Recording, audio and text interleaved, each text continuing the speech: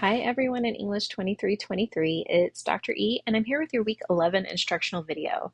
So let's go ahead and jump right into our content area and take a look at this week's module, which is pretty straightforward. I looked at this and kind of giggled because I thought, wow, I didn't anticipate a whole lot for this week, which ends up, I hope, being a good thing for all of us, right?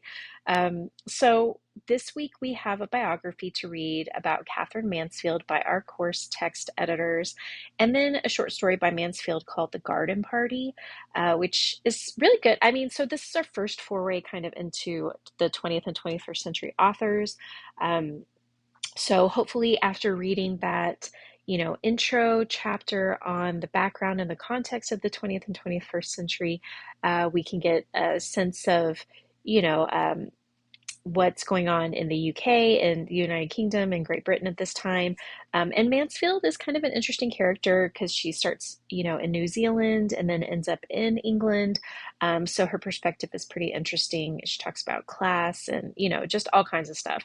So you have this instructional video that you're watching right now, as well as a discussion and a participation quiz. But I do want to note that the post this week is optional. So this is one of those opportunities for bonus credit, and I'll say it again. I'm sorry, I have a cat climbing on me. Um, Take these opportunities where you can, because although we do have bonus credit assignments available, in the student success module, and you've had a couple of opportunities with discussion post responses for bonus credit, there is going to be a time in the semester where things just shut down and you will no longer have opportunities to make up grades here, there, or elsewhere. So, it's one of those take advantage when you can, but also it is optional, so just something to consider. And then you have a participation quiz based on the video, the readings, etc.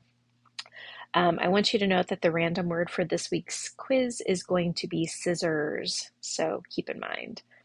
Okay, you're watching what will appear here, and then you do have the discussion post, which is optional, and then of course the week 11 quiz. So let's take a look at the discussion post. So up to 5 points for your response, but of course to receive those bonus points, your post needs to be revised and edited, show that you've read and engaged with the assigned work, right? You're not working with general ideas, you're really engaging with the ideas from the text, right? So based on the reading by Mansfield, consider the relevance of this particular quote, which I think, once you've read the text will hit you, right? It'll make sense, right? So if you're going to stop a band playing every time someone has an accident, you'll lead a very strenuous life, right? So strive for 2 full paragraphs there. No need to respond to one another for this week. I mean, of course you can, and I would love that, but it's one of those, like, this is an optional situation. Okay, so remember that in order to find the reading, if you go to the content area, I hope this is second nature already, but I get it. Go to book information and additional readings, and then you have the link here for student book access. Okay. So we are in the 20th and 21st century, so we're into volume F. If you click that, then you get, the images, the cover of the actual text, go up to table of contents, and you want to click the arrow to expand the 20th and 21st centuries. And then you'll just search for Catherine Mansfield, right? So you want to read her biography, which is always where their name appears. So it gives you a little bit of background about this woman and her life and writing, and then you'll click on the garden party when you're ready to then move to the short story. Okay? All right, so if we go back